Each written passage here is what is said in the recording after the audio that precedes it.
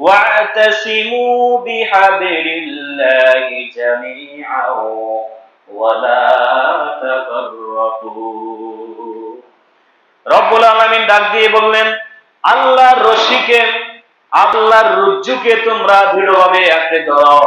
আল্লাহ তাআলা আসমান থেকে যে মজবুত রশি দুনিয়াতে আল্লাহ তাআলা নিক্ষেপ করেছেন, দুনিয়াতে যে রশি আল্লাহ তাআলা এভাবে নিজ কুদরতকে হাতে ধরে রেখেছেন, আল্লাহ তাআলা বলছেন, ও মুসলিম উম্মাহ, তোমরা সেই রশিকে দৃঢ়ভাবে আঁকড়ে ধরো। একটা শব্দের সাথে পরিচয়, জামাত। জামাত বলতে বাংলাদেশের জামাত ইসলাম নয়।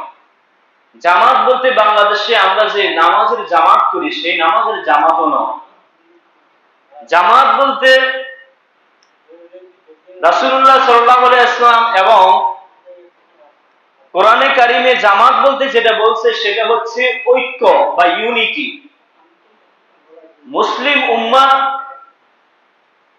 সারা বিশ্বে একতা হয়ে চলা, মুসলিম উম্মাহ সারা বিশ্বে জামাতবদ্ধ হয়ে চলা, এটাই মূলত কিন্তু জামাত। এখন আমরা জামাত বলতে আমাদের দেশে জামাত ইসলাম বুঝি আমরা, যে সাও হুজুরের মসজিদের মধ্যে জামাত ইসলামের কথা।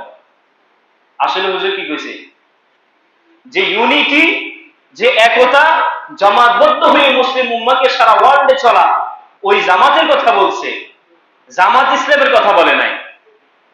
এবং নামাজের মধ্যে আমরা যে জামাত করি, নামাজ করি, সেই জামাতের কথা এখানে বলছে না।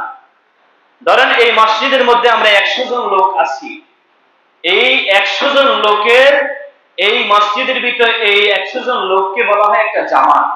একতা হওয়ার ব্যাপারে, ঐক্য করার ব্যাপারে মুসলিম উম্মাহকে আল্লাহ তাআলা সূরা আলে ইমরানের মধ্যে বলে, যে আয়াত আমি তেলাওয়াত করেছি, ওয়াতাসিমু বিহাবিলিল্লাহি জামিআ ওয়ালা তাফাররাকু।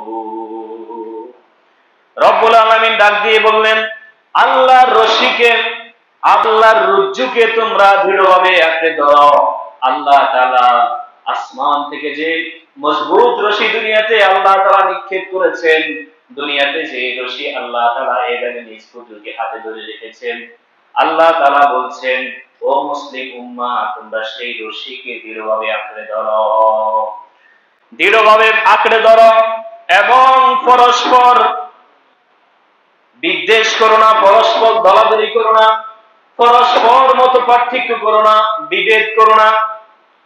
তোমরা আল্লাহ তাআলা দেওয়া এই মজবুত রশিকে মজবুতির সাথে, দৃঢ়তার সাথে, মজবুতির সাথে আঁকড়ে ধরো। আর খবরদার, তোমরা দলাদলি করবা না, মত পার্থক্য করবা না। তোমরা ভিন্ন ভিন্ন দলে বিভক্ত হইও না। ভিন্ন ভিন্ন দলে বিভক্ত হইলে আজকে মার খাইছে এই দল, কালকে মার খাইবে আরেক দল, ঠিক কিনা? আমার ভাইরা, আজকে দুঃখজনক আমাদের দেশে আজকে মুসলমান মার খায় কেন? মুসলমান আজকে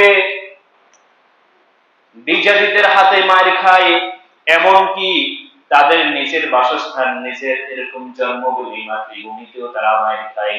একমাত্র কারণ হলো মুসলমানের ভিতরে ঐক্য না থাকার কারণে, মুসলমানের ভিতরে দলবদ্ধ হওয়ার কারণে, দলাদলি করার কারণে।